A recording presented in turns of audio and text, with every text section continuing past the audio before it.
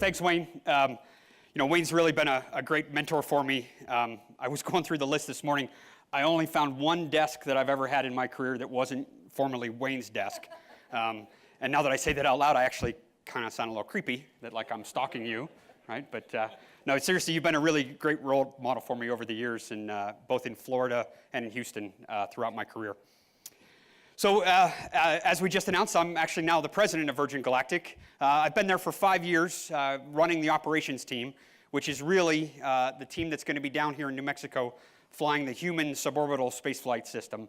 But I wanted to tell you a little bit about the rest of the company as well and get to the test program update and kind of give you an update on our progress across the board.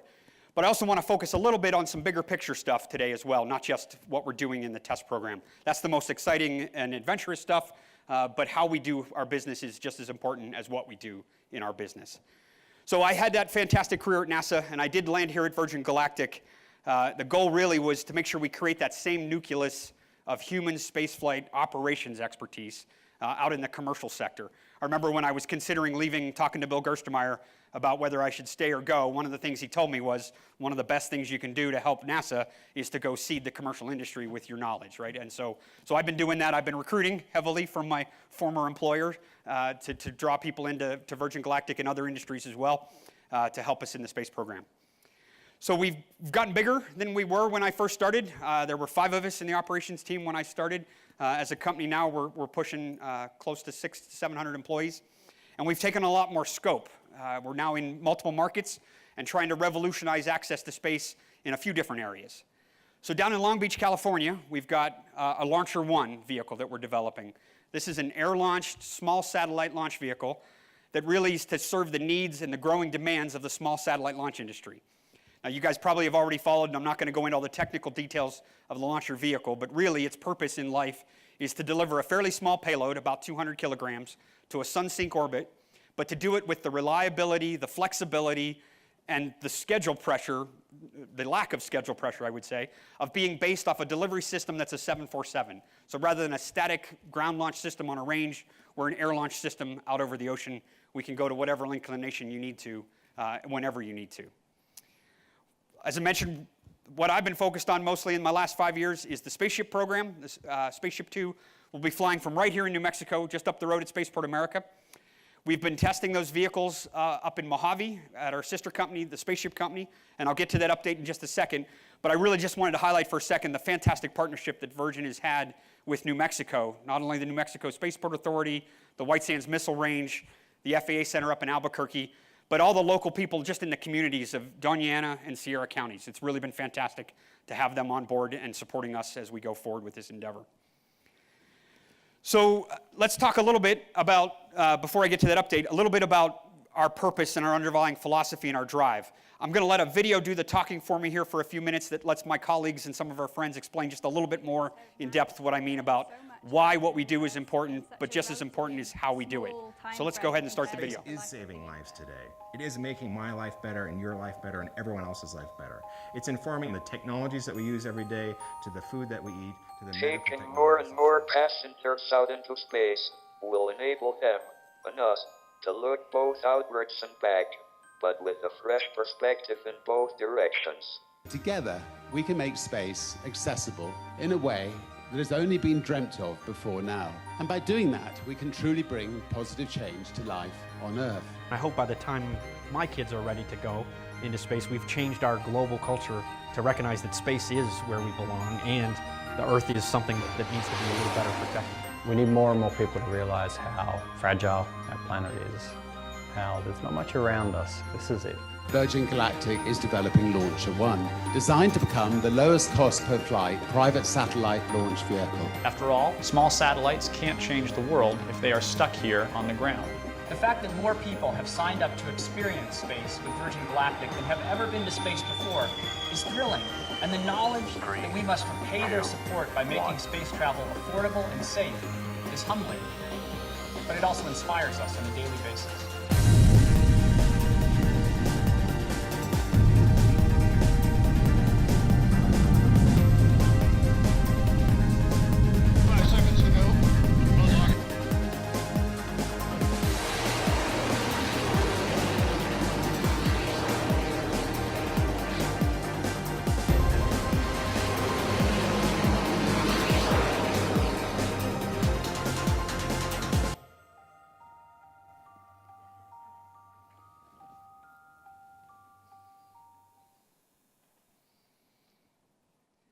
All right, so at Virgin Galactic, our purpose is really summed up by this mission statement, although I think Sir Richard would kill me if I used the word mission statement. He doesn't talk like that, right? But the brand is really rooted in his philosophy, and it comes from the greater Virgin brand. And that's together we open space to change the world for good. And that really does come from the top, right? If we're going to be in business, we're going to have a purpose. Let's make sure that business is purpose-driven to do good things, to be a positive force in the world today. So let me just break this down a little bit, and I apologize, I'm speaking to the choir, right? You guys know this stuff already, but I think it helps get that message across. So to break it down piece by piece together. So the effort to get spaceflight out of the realm of government and into the commercial sector really is why all of us are here, not just those of us at Virgin Galactic, but everybody in this room and all our colleagues around the world who aren't with us here today. And we do that together, and we do it because it's our future. It's the future we need to make happen, right? We all need to succeed, and all of us need to succeed. This can't be just a single entry, a single person, a single company type world. And we see that today, right? Great competition, but also great collaboration amongst those competitors to get to the vision that we all have together. Now, at Virgin Galactic specifically, to talk about how we do this as a family. We do it together, right? So we aren't just building spaceships, we're building a culture of human spaceflight. And we aren't just building products, we're building a team that delivers an experience to people, right? A life-changing experience for our customers. And so it's important that that's going to take everybody together to do that. And we need to draw on a large group of people to make that happen. We need a great diversity in our workforce, not only because we know what to do and those people help us get there, but it allows us to see the problem from a different attack, a different side of the equation. You bring new ideas, new ideals, new cultures, new backgrounds, and you bring that diversity to the workforce. So tomorrow, Virgin Galactic and ISPCS are actually sponsoring a diversity summit out at Spaceport America. And the purpose of this is really to help people learn how that power of diversity can be unlocked and how you can bring it to your workforce at your company. In the competitive markets we're going to face in the future, I think this is going to be one of those leading edge things that allows us to attract and retain workforces that allow us to achieve the impossible, right? What looks like it's impossible today is possible in the future. So we open space.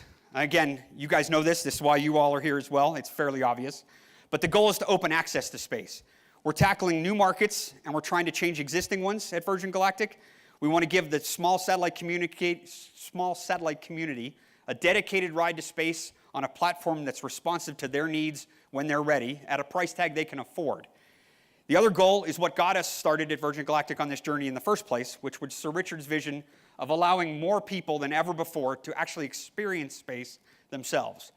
Now, it's a suborbital journey. It's a little different than the missions I used to run out of NASA, but it's a chance to go see the Earth from above and have that change your viewpoint, and then take that back home with you, and have that vision kind of make space open up in our culture.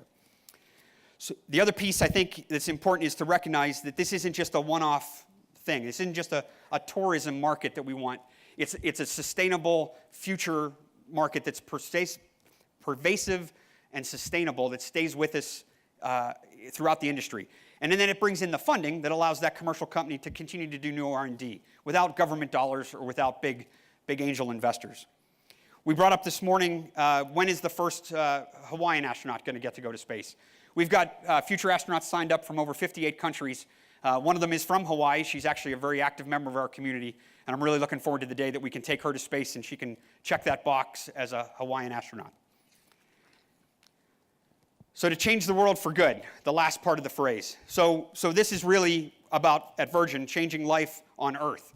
We want to look inward from space at what we do from above. I mentioned before that overview effect of getting to see the Earth as a globe and recognize the fragile infrastructure, the fragile ecosystems, and kind of have that intimacy of space passed down not only to your friends and family, but to your children, so that it really changes our genetics, right? So that it's not just the virtue of exploration like we talked about this morning, spaceflight about exploration, but it becomes part of our routine consciousness and a thing that we all just expect to have happen to us. So that's the preachy part. I'll now go to the fun part, which is talking about our test program. So I don't think anybody can actually read this chart, which is fantastic. But this is basically trying to illustrate that long roadmap you have to get to the actual space flight itself. So I'll go ahead and explain it to you, but basically, on the left side, we start at Virgin Galactic all the way back at the Spaceship One concept, back with the Ansari X Prize, that really proved the fundamental concepts and allowed industry and Sir Richard to basically step forward and say, technology has now reached a point where I can actually invest and make the dream I had come true. So we went through testing with Scale Composites and VSS Enterprise, and after the accident we had almost 2 years ago, we've switched gears, and now it's internal to Virgin Galactic and the spaceship company. So we're going through materials testing, assembly, ground testing, all the integrated stuff that you need to do to get to the actual product of flight test, which is represented over on the right side of that program. So let's go to better pictures rather than that. So as you all know, we rolled out our spaceship back in the spring. It's named VSS Unity, and it was named by Stephen Hawking and actually christened by Richard's granddaughter in a ceremony we had in Mojave back at the springtime. Last month, we conducted our very first flight test with that vehicle. Now, it was a captive carry where Spaceship in the middle stayed mated to White Knight 2, but we took advantage of our air-launch architecture to really use that as a wind tunnel, and a flying wind tunnel, to test all the various components of Spaceship in a nice, safe, captive carry type mode. We were able to achieve almost 96% of our objectives, and it looks like we don't have to go refly a captive carry. We're ready to move right on to the glide flight test program. One of the main points of this test was to really look at our flight control systems as well as our environmental control systems. We tested those on the ground, but there's really no substitute to testing those in the environment of space. The low pressures and the cold temperatures that you see, like you'll see in spaceflight. We stayed up for almost 4 hours, which gave us quite a good cold soak. Most of that time up at altitude, about 50,000 feet. You can see this photo is taken up, this was at about 48,000 feet, where you can already see the black sky of space and the thin band of the atmosphere below you. So the next part of our test is free flight, and we're getting really close to that. In fact, we're probably just a month or two away from ready to start our glide flight program. That's the next major phase for us. Here we're going to carry Unity up on the mothership White Knight 2, back up to release altitude, and now we'll let her fly free without lighting up the propulsion systems. At her roots, as much as Spaceship is a spaceship, she's also an airplane and a glider. And a lot of the testing we need to do initially is subsonically in that glide envelope. That's the envelope she'll see when she comes back from space in the re-entry, approach, and landing phase. Now, if you know aerospace testing, you know that one of the main things we're going to fight in this regime is flutter.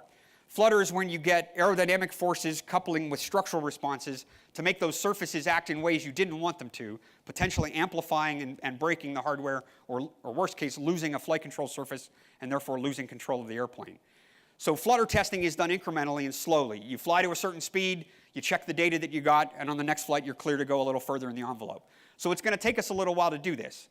We've got a bunch of great data, thanks to the first spaceship, to know that flutter's probably not going to be a problem for us. But we also changed some of the assembly techniques, and we made a few changes to the base structure. We've done all the math on the ground that says it's okay, but you really need to do flight test to prove that you don't have a problem there. The other thing we're going to do is test over a wide range of center of gravities and landing weight conditions. One of the nice things about our air launch system is if we have an abort, we release Spaceship and we go to light the rocket motor, and it either fails to light or it lights in a way we didn't like and it gets automatically shut down. At that point, we glide home. Now that phase is the normal flight path that we would normally be doing at the end of the mission, only we'll be just a little bit heavier and our center of gravity will be a little bit further aft. So we're going to carry some water ballast tanks in the back of the spaceship to simulate those conditions and practice those landing conditions to make sure there are no handling quality issues that occur in that abort mode phase. All of this done without the rocket motor on board. We'll also test our feather system, which I'm pretty sure you guys know is a pretty unique reentry system we have to allow Spaceship to re-enter the atmosphere without the need to have exact pointing and control, and really keeps us oriented, and well as keeping the aerodynamic heating down by basically belly flopping through the atmosphere in a fairly fast manner to get back into glide flight mode. So then it all comes together with the fun stuff, the smoke and the fire. So powered flight testing. We've been testing the rocket motor on the ground quite extensively. We're going to put it under Spaceship Unity, and the powered flight program will really kind of expand the envelope. We'll start slow, if you think of slow as just going above Mach 1, because we need to get past that sound barrier. The transonic region is an area where those handling qualities, again, get a little squirrely on you, and we need to test slowly to make sure that's good. Once that's under our belt, we'll punch through pretty much to full duration, and we'll start to expand the envelope and look at all the various off-nominal conditions that can occur.